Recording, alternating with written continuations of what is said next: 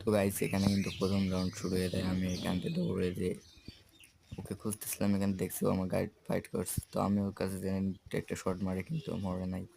তারপরে এদিকে আসলাম, ডেজার্টে উড়াধুরা একটা শট দিয়ে দিই। তো আমরা কিন্তু প্রথম রাউন্ড জিতে নিয়েছি। ব্যাট হইলো দ্বিতীয় রাউন্ড। আমি ভাই প্রথম রাউন্ড জেতার পরে উড়াধুরা স্মোক দিচ্ছিলাম। তারপর এনিমিটা যে আমি তো পুরো একটা হেড মেরে দিই, এনিমিটা উল্টে ছিল, হচ্ছে আমাকে বাঁচাও। তো আমরা দ্বিতীয় রাউন্ডও জিতে নিই। আমাদের তৃতীয় রাউন্ডে ডবল স্নাইপার কিনে।